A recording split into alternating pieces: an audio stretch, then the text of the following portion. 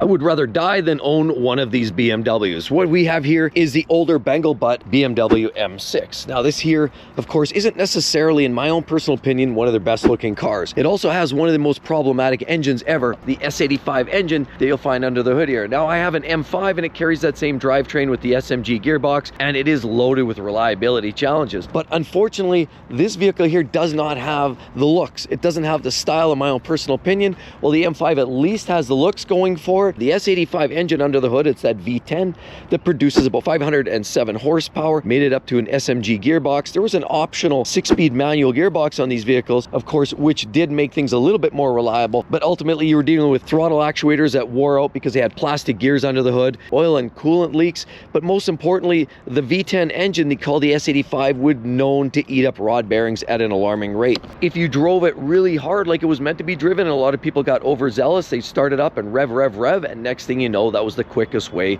to absolutely demolish that engine. And unfortunately, those engines, they know the rod bearings on average need to be replaced at every 50, 60, or 70,000 miles. If you don't get to it on time, you blow out your crankshaft, and now you're into tens of thousands of dollars repair. Now the S85, the SMG pump as well, it was a problem that was very expensive. You can't even get the parts anymore. The headlights are very dated. The front grille, like, it was true to the brand, but it definitely didn't seem to match the looks of the car.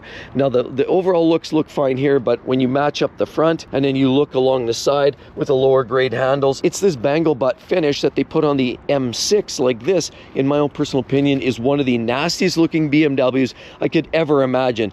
I'd probably not buy this one in any way, shape, or form, and honestly, either buy the M5 or skip that generation altogether, because that S85 engine is definitely a very expensive engine to run. Here's a BMW I'd rather die than owning. Doesn't necessarily look all that great, and most importantly, reliability is going to break the bank, and this is why I would never own these vehicles. Sure, you get X-Drive all-wheel drive, LED taillights. You'll notice this one's a 750, but it's the engine under the hood of this vehicle. Now the ZF 8-speed automatic transmission isn't the issue. Most of the technology in these cars isn't an issue. The N63 is a 4.4 liter twin turbo V8 under the hood. The first generation was absolutely brutal. They had issues with timing chain failures, fuel injector, carbon fouling, but most importantly, oil consumption was a huge issue, and there was a class action lawsuit on the earlier generations of that N63. It would roast itself to death. You essentially had valve guide seals that were melting down, leads to heavy oil consumption, carbon fouling, and then the ultimate demise of that engine. They didn't last very long.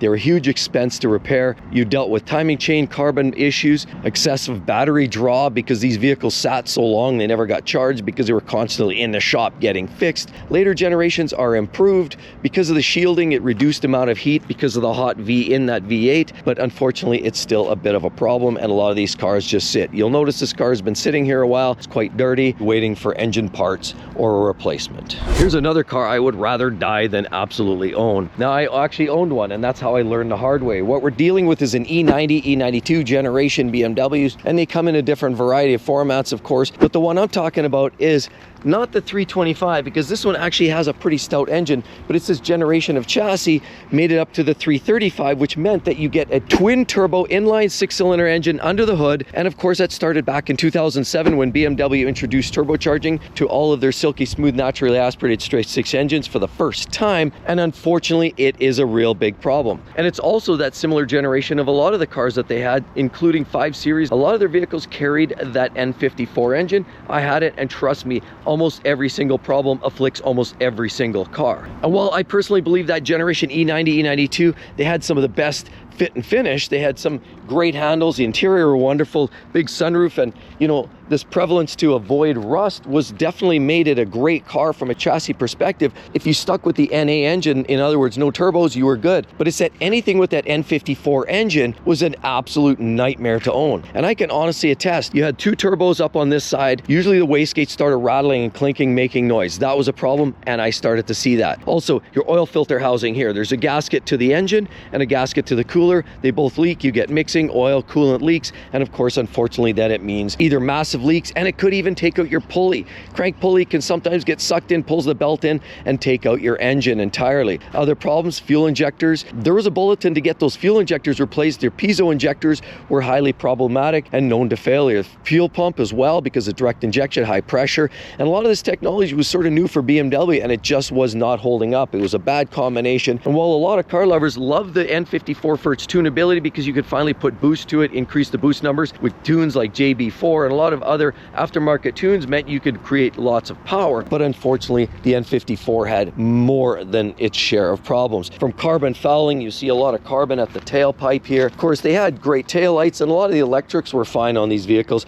The transmission were good, whether it's a manual gearbox or an automatic. Unfortunately, the engine was a very, very problematic unit, and it had problems from oil, coolant leaks, water pumps, thermostats. Of course, the water pump was electric. It was at the bottom. It took about 7-8 hours to replace. That was a big problem. Of course, boost leaks through your intake manifold, individual O-rings. Took a lot of work, about 8 hours to replace that. It was a very problematic and time-consuming engine to do maintenance on. The price of the vehicles on the used car market absolutely plummeted, meaning that you lost your shirt on any major repair. Unless you were a strong DIYer, those are engines I would strongly stay away from. Anything with that 35 designation from 07 to about 010, definitely walk away from. There's another BMW I would never buy. I'd rather die before buying one of these vehicles. And while they look great, and a lot of people swear by the engine, it is unfortunately the engine. Anywhere from 2011 to about 2017, 2018, there's a turbocharged 4-cylinder engine under that hood, and it's 2 liters displacement. It has double vanos, basically variable valve timing, a single turbo that's twin scroll. It also has direct injection. So it's a lot of the engine mechanical technology that you would expect. It also has the ZF 8-speed automatic transmission, which is actually one of the best. So the transmission not the problem, it's the engine under these models. Now this particular unit here is an X3. It's a beautiful little unit, but the problem isn't this.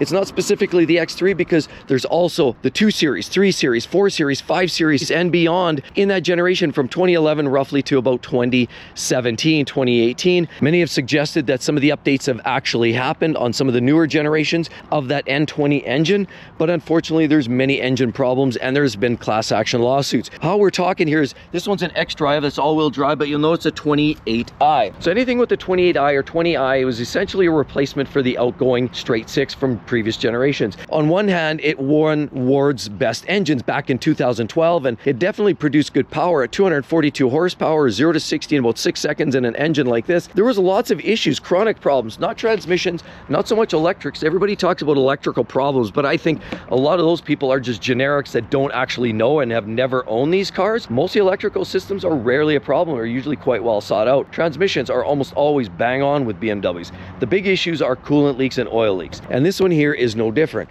Oil consumption, a big problem. Coolant leaks, oil leaks, water pumps, thermostats, you name it. A lot of the parts are plastic snapped together, fittings, they leak. Unfortunately, oil consumption is a big one, not just leaking but burning it. With the N20 earlier generation ones was they had these big problems with the timing chain, and of course the timing chain ramps were made of a plastic that tend to crumble and dissolve, and unfortunately left the timing chain slack. It becomes a catastrophic boom. That's the synchronization between your pistons and your valves, and without that proper synchronization, those engines collide internally and catastrophically wipe themselves out. And that was a big problem, especially in the earlier generations of the N20. And that's why, on a flip side of the coin, the next engine that replaced it on a turbo 2-liter was the B48 engine, which coincidentally now is one of BMW's ultimate in reliability workhorse. It's a modular engine, single turbo, twin scroll, ZF 8-speed auto. It doesn't have the electric water pump now, it's gone mechanical, and that engine is an absolute workhorse. There have been a few problems, but by and large the B48 is much better. The N20 from 2011 to 2018, forget about it. And we're talking about some of these 3 Series BMWs, or any BMW with the N57 engine from roughly 2007 to about 2014. You could either get it a 1.6 or a 2-liter turbo diesel common rail injection system. They were great when they were new, but with soot buildup, you often had PCV valve problems, oil leaks, coolant leaks, valve cover gaskets, pan gaskets, you name it. Sure, they had some cool detailing and a lot of great looks. Of course, they were beautiful cars all the way around. And as you look around, you know, they had the latest and greatest designs. You did get X-Drive, and this one's a 330, but what we're talking about, anything with the diesel engines, that's the N47. They had a host of problems, not just the EGR, not just leaks, but the engine itself. See, because there was even allegedly class action lawsuits because that engine was sitting in a position where they actually mounted the timing chain at the firewall meant any kind of access to that for preventative maintenance or otherwise meant that you actually had to pull the engine out. It was a major teardown to actually maintain that or even inspect it. And the problem was the timing chain prematurely failed. That was a big issue. And we knew about that. Sadly, that meant that the timing chain would catastrophically fail and quite often leave the engine in a lurch. Because if your chain fails, your synchronization between the valves and pistons go out the window, and next thing you know, that engine blows up. Now, of course, a blown up BMW engine never comes cheap. You might find a crate unit for maybe $15,000 to $20,000. If you're lucky, kind of something sight unseen for 10 grand, but it's an expensive proposition to get into any engine replacement. And the N47 with that diesel engine up to about 2014 was a big problem. The 335 came out later on with that diesel engine. The M47, that was a much better unit, bigger, more powerful, and a little more reliable.